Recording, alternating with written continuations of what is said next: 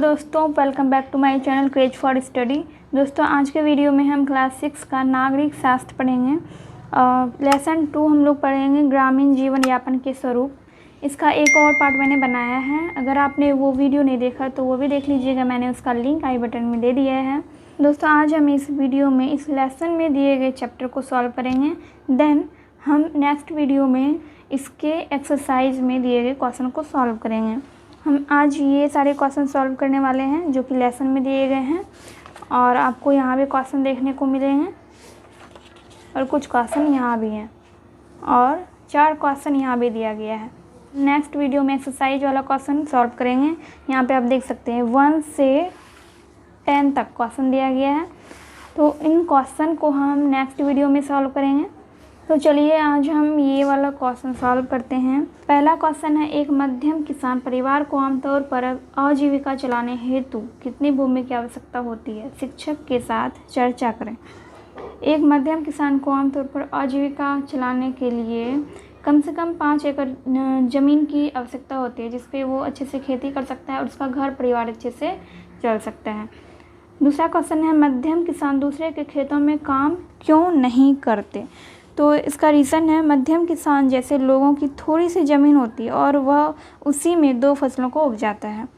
मज़दूरों की कमी के कारण समय पर काम नहीं हो पाता है और उसको बैंक का कर्ज चुकाने के लिए फसल को जल्दी बेचना पड़ता है। इससे उनके परिवार का गुजारा हो जाता है, इसलिए मध्यम किसान दूसरों के खेतों में मजदूरी नहीं करते हैं। ललन की पारिवारिक आय में वृद्धि होने के 3 स्रोत बताएं। तो इस बुक में सारा क्वेश्चन का आंसर दिया गया है। अब जब पढ़ेंगे ललन के बारे में तो उसमें दिया गया है ललन की पारिवारिक आय में वृद्धि क्यों हो रहा था, क्योंकि ललन ने कृषि करने के लिए खाद, बीज, कीटनाशक आदि चीज़ों को खरीदने के लिए बैंक से कर्ज लिया था। वो बैंक से कर्ज लेके ये सारी चीज़ें खरीदता था कृषि के लिए, और खेती के साथ वह मुर्गी फार्म भी चलाता था। ललन के लिए खाद बीज के पैसे KCC यानी किसान क्रेडिट कार्ड के माध्यम से मिल जाता था।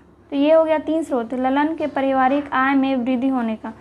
वो बैंक से भी कर्ज लेता था कृषि के लिए, और कृषि के अलावा वो मुर्गी फार्म चलाता था, और उसको किसान क्रेडिट कार्ड से भी पैसे मिलते थे कृषि के लिए। अब यहाँ पे नेक्स्ट क्वेश्चन है, सीमांत किसान कृषि कार्य के अलावा कौन कौन से कार्य करते हैं? सूची बनाइए। सीमांत किसान कृषि के अलावा चावल मिल पर भी काम करता है, जैसे कि कृपाशंकर के बारे में हमने पढ़ा। कृपाशंकर जो है वो चावल मिल पे काम करता था, और कृपाशंकर के पास 2 गाय और भैंस भी थी, जिसका दूध वह दुकानों में या फिर सहकारी समिति में बेचता था, जिससे उसको कुछ पैसे मिल जाते थे, और वह दूसरों के खेतों में भी काम करता था। तो सीमांत किसान को कृषि के अलावा ये सारे कार्य करने पड़ते हैं। सीमांत किसान कृषि के अलावा ये सब भी काम करते हैं, जिससे कि उनकी आजीविका अच्छे से चले। कृपाशंकर जैसे किसानों को खाद बीज के लिए कर्ज कहाँ से मिलता है? इस कर्ज को कब और कैसे वापस करना होता है? कृपाशंकर को खाद बीज के लिए कर्ज जो है महाजन या साहूकार से मिलता है, और महाजन या साहूकार ऊंची ब्याज पर कर्ज देता है, क्योंकि फसल कटते ही उसको बेचकर ब्याज समेत कर्ज की रकम लौटाने के लिए जल्दी होती है सीमांत किसान को, तो इसलिए वो ब्याज की दर को नहीं देखता है, क्योंकि उसके पास पैसे की कमी होती है। सीमांत किसान के पास वो ये नहीं देखता है कि महाजन या साहूकार जो है वो ज़्यादा ब्याज पर कर्ज दे रहा है या फिर कम ब्याज पर, वह इसका इंतज़ार नहीं करता है। तो इसीलिए वो महाजन या साहूकार से कर्ज ले लेता है, और कर्ज लेने के बाद वह ज़्यादा समय इंतज़ार नहीं करता है कि फसल पकेगा तभी हम फसल को काट कर उसको बेचेंगे। वह समय से पहले ही फसल को काट कर उसको बेच लेता है, और बेचने के बाद उसी पैसे से कर्ज चुका देता है। तीसरा क्वेश्चन है, कृपाशंकर को डेयरी में दूध बेचने से कितनी आय प्राप्त होती होगी? अनुमान लगाएं। कृपाशंकर को डेयरी में दूध बेचने से ज़्यादा आय प्राप्त नहीं होती होगी, इसीलिए उसको दूसरे के खेतों में भी काम करना पड़ता है, और दूसरों के खेतों में काम करने के अलावा उसको कर्ज भी लेना पड़ता है। खेती और घर खर्च के लिए उसको टाइम पे कर्ज भी लेना पड़ता है। तो कृपाशंकर को डेयरी में दूध बेचने से ज़्यादा आय प्राप्त नहीं होगी, जिससे कि वो अपनी आजीविका चला सके।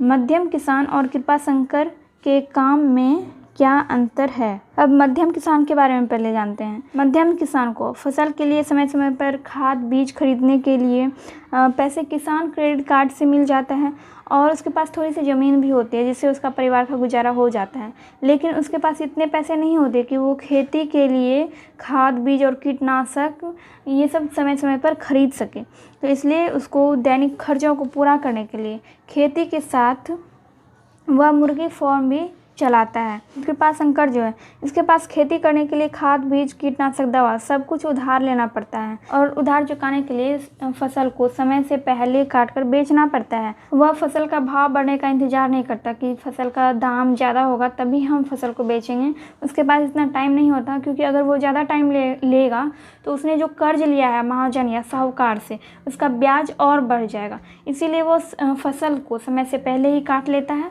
और काटने के बाद बेचकर उससे जो पैसा होता है उसी पैसे से वो कर्ज चुका देता है।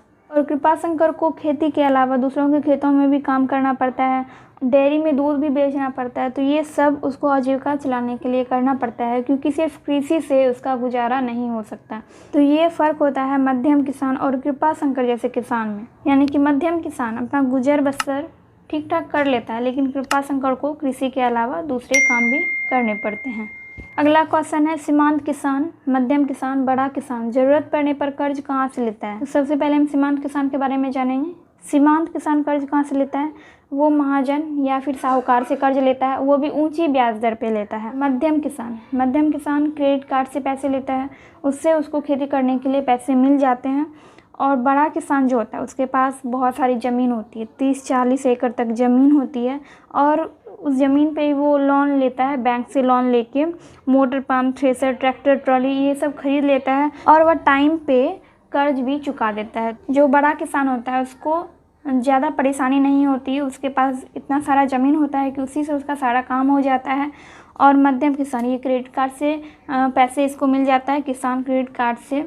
और सीमांत किसान को थोड़ी दिक्कत होती है, क्योंकि इसको महाजन या फिर साहूकार से ऊंचे ब्याज दर पे कर्ज लेना पड़ता है और उसको कर्ज चुकाने के लिए फसल को भी जल्दी बेचना पड़ता है। दूसरा क्वेश्चन है, आप अपने अनुभव से बताइए कि आपके यहाँ जोतदार किसान खेती के अलावे क्या क्या करते हैं? तो जोतदार किसान जो होता है वो खेती के अलावा चावल के मिल वगैरह पे भी काम करता है और वह मुर्गी फार्म में भी काम करता है। और जब उसको छुट्टी मिलती है तो वो अपने परिवार के लिए कोई दूसरा काम भी करता है। तीसरा क्वेश्चन है, एक बड़े किसान और सीमांत किसान के खेती के कार्य के तरीकों में क्या अंतर है? तो जो बड़ा किसान होता है उसके पास बहुत सारी ज़मीन होती है, जैसा कि हमने पहले भी पढ़ा।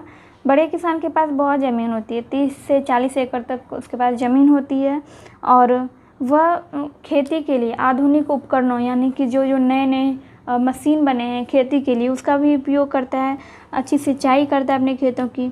नई मशीनों जैसे कि motor pump, thresher, tractor, trolley आदि का उपयोग करता है, तो इससे खेती करना और भी आसान हो जाता है। तो ये तरीका होता है बड़े किसान का खेती करने का। सीमांत किसान जो होता है, सीमांत किसान के पास 1 एकड़ ज़मीन होती है और उसके पास खेती करने के लिए आधुनिक उपकरण नहीं होते हैं। उसके पास खेती करने के लिए खाद, बीज, दवा सब कुछ उसको उधार लेना पड़ता है, कर्ज लेकर उसको सब कुछ खरीदना पड़ता है। सीमांत किसान जो है वो नहर से सिंचाई करता है अपने खेत की, और बारिश का भी इंतज़ार करना पड़ता है सिंचाई के लिए। कभी कभी ऐसा भी मौका आता है कि सीमांत किसान को सिंचाई के लिए बारिश का इंतज़ार करना पड़ता है कि कब बारिश हो और कब हमारे खेतों की सिंचाई हो। सीमांत किसान को इन सब परेशानियों का सामना करना पड़ता है, और जहाँ पे बड़े किसान को कोई भी परेशानी नहीं होती है खेती करने में। 4 नंबर में है, एक बड़े किसान उत्पादित अनाज को क्या करते हैं? शिक्षक के साथ चर्चा करें। तो बड़े किसान के पास किसी भी चीज़ की कमी नहीं होती है, उसके पास एक अलग घर होता है, अनाज रखने के लिए एक घर होता है, और जब वो फसल काट लेता है तो फसल को वो उस घर में, अनाज घर में रखता है, और वह अनाज का दाम बढ़ने का इंतज़ार करता है। जब अनाज का दाम बढ़ जाता है, फसल का दाम जब बढ़ जाता है, तब वो उस अनाज को बेचता है, इससे उसको 2 गुना फ़ायदा मिलता है। तो बड़े किसान अनाज को दुगने दाम पे बेचते हैं, तो इससे बहुत फ़ायदा मिलता है उनको। जहाँ पे सीमांत किसान को समय से पहले ही फसल को बेचना पड़ता है, इससे उनको फ़ायदे के बजाय नुकसान ही होता है, लेकिन फिर भी उनको बेचना पड़ता है कर्ज चुकाने के लिए। तो ये सब फ़र्क होता है सीमांत किसान, मध्यम किसान और बड़े किसान में। पहला क्वेश्चन है, कृषक मजदूर एवं सीमांत किसान में क्या समानता और अंतर है। कृषक मजदूर क्या होता है? कृषक मजदूरों के पास अपनी ज़मीन नहीं होती है, थोड़ी सी भी उनके पास ज़मीन नहीं होती, वो दूसरे के खेतों में काम कर कर अपनी आजीविका चलाते हैं। और सीमांत किसान के पास केवल 1 एकड़ ज़मीन होती है, उसको खेती करने के लिए खाद बीज सभी चीज़ें उधार लेना पड़ता है। तो कृषक मजदूर और सीमांत किसान में यही एक अंतर है कि उसको दूसरे खेतों पे काम करना पड़ता है। सीमांत किसान के पास हालांकि अपनी ज़मीन होती है, 1 एकड़ ज़मीन होती है, लेकिन फिर भी उनको दूसरे के खेतों में काम करना पड़ता है। और कृषक मजदूर के पास ज़मीन ही नहीं होती है, इसीलिए उनको दूसरे खेतों में काम करना पड़ता है। ये समानता है कृषक मजदूर और सीमांत किसान में कि उन्हें दूसरे के खेतों में काम करना पड़ता है। और दूसरा अंतर ये है कि कृषक मजदूर के पास अपनी ज़मीन नहीं होती, इसलिए वो दूसरे के खेतों में काम करते हैं। लेकिन सीमांत किसान के पास अपनी ज़मीन होती है, लेकिन वो फिर भी दूसरे के खेतों में उनको काम करना पड़ता है, क्योंकि उनको सिर्फ अपनी ज़मीन से खेती करके उनका गुजर बसर नहीं होता है। दूसरा क्वेश्चन है, आमतौर पर कृषक मजदूर को कर्ज कहाँ से और कैसे प्राप्त होती है? तो आमतौर पर कृषक मजदूर को कर्ज कौन देता है? कर्ज देता है महाजन, साहूकार या फिर ज़मींदार से कर्ज मिल जाता है कृषक मजदूर को। इसके अलावा वो गैर कृषि कार्य भी करते हैं, जैसे कृषि के अलावा बहुत सारे कार्य होते हैं, जैसे टोकरी बनाना, बर्तन बनाना, झाड़ू, ईंट, ये सब, या फिर दर्जी का काम करना, कहीं भी कुछ भी, मतलब कृषि के अलावा और कोई भी कार्य करना, वो गैर कृषि कार्य कहलाता है। तो गैर कृषि कार्य करके उनको थोड़े पैसे प्राप्त हो जाते हैं। और कर्ज की बात है तो कर्ज उनको ज़मींदारों या फिर महाजन से मिल जाती है। तीसरा है, पशुपालन का क्या कारण है? पशुपालन का कारण, तो कृषक मजदूर जो होते हैं उनको काम कब मिलता है? जब फसल कटने का टाइम होता है तब कृषक मजदूर को काम मिलता है। लेकिन वो बाकी के टाइम में क्या करते हैं, मतलब जब फसल का टाइम नहीं होता है, फसल कटने का टाइम, बाकी के दिनों में वो क्या करते हैं?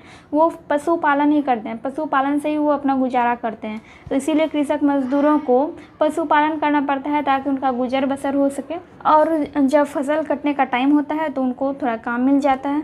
तो इस तरह से कृषक मजदूर का गुजारा होता है। तो यही कारण होता है पशुपालन का कि कृषक मजदूर को काम नहीं मिलने पे वो पशुपालन करते हैं। चौथे नंबर में है, कृषक मजदूरों को किन किन महीनों में काम नहीं मिलता है? अपनी कक्षा के 4-5 सहपाठियों की टोली बनाकर सर्वेक्षण कीजिए। दोस्तों ये लास्ट क्वेश्चन है, ये क्वेश्चन मैं आप लोगों के लिए छोड़ती हूँ, ये आप लोगों का होमवर्क है। आप लोग कमेंट सेक्शन में कमेंट करके आंसर जरूर दीजिएगा कि कृषक मजदूरों को किन किन महीनों में काम नहीं मिलता है।